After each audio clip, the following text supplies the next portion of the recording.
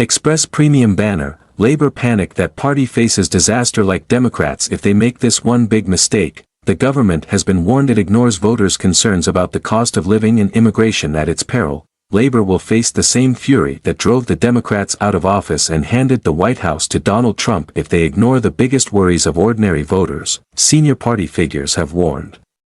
They say Sir Keir Starmer and his team turn a blind eye to the lessons of the U.S. election at their peril. Labor must tackle voters' anxieties about key issues including the cost of living and immigration and not just obscure causes. Former Labor Cabinet Minister Liam Burns said, "The scale of President Trump's emphatic re-election is not just a shock. It's a warning to Labor and the European left." A U.S.-wide survey of more than 120,000 Americans found around 9 in 10 were concerned about the cost of groceries, with about 8 in 10 worried about housing or petrol costs. There are fears Labor will be punished if it ignores the money worries of everyday Brits. Mr. Burns said voters in the North and the Midlands felt their regions had been left behind as the South of England grew wealthier. He said, "If we don't address this, we too will face the kind of populist surge that brought Trump back into office." There is anxiety in Labour circles the party will take a hammering from Reform UK, led by veteran Brexiteer and Trump ally Nigel Farage, unless it addresses worries about high levels of immigration. Former Labour Foreign Minister Kim Howells warned, "The idea that you shouldn't be concerned with how many people you let in is madness." He cautioned that Labour ignores reform at its extreme peril, and a Labour MP in a former industrial heartland seat said, "Nigel Farage's party is especially dangerous for us.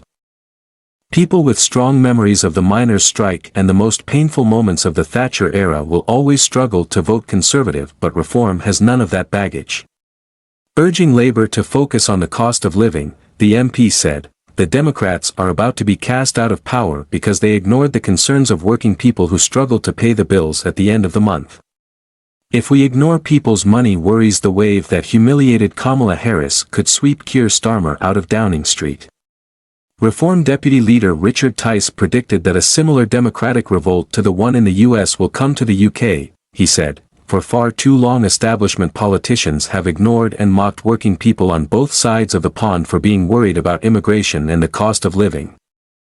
There has been a reckoning in America with Donald Trump's victory, and in 2029 we will see people in the United Kingdom send that same message by voting reform in record numbers." Labour and the Tories, just like the Democrats, have ignored normal British people for far too long and have become too comfortable in their metropolitan bubble. Former Labour Minister John Speller said voters cared about issues such as the cost of living, crime and whether services provided by both the public and private sector worked properly. He said, "The big lesson is that people want a government that works for them, respects them and doesn't just focus on obscure causes. The public are fair-minded but they feel they need to be listened to. And if the system isn't doing that then they will look for someone who at least gives the impression of listening." Rachel Maskell, a Labour MP who is a leading critic of the decision to restrict winter fuel payments to all but the poorest pensioners, said Labour must heed the warning signs and ensure that the needs of left-behind communities are met now and in the future. She said the government must address immediate need and close the inequality gap so people are lifted out of poverty. A priority for her is ending the two-child benefit cap. The scale of Mr. Trump's victory over Ms. Harris took many commentators by surprise because pollsters had suggested the election was on a knife edge. This has triggered memories of how shy Tories and shy Brexiteers are reluctant to tell people who they intend to support but turn out to vote in large numbers. Pollster Andrew Hawkins, who founded ComRes and now leads Whitestone Insight, said, "We do not yet understand why and how the polls failed to see the scale of support for Donald Trump. But if politicians attack not only their opponents but call their supporters deplorable or garbage, they should not be surprised that insulting their opponents' supporters makes them reluctant to admit how they will vote."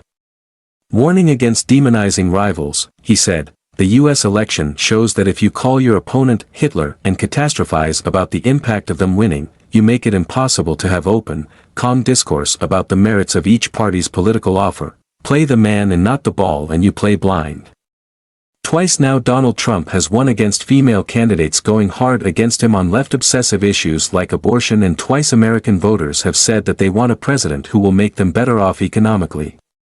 Patrick Basham, founding director of the Democracy Institute, said the shy Trump voter is a very real phenomena in American politics. He claimed U.S. pollsters had missed out older, working-class men and women in rural America who simply will not be polled or when polled hesitate to provide candid answers.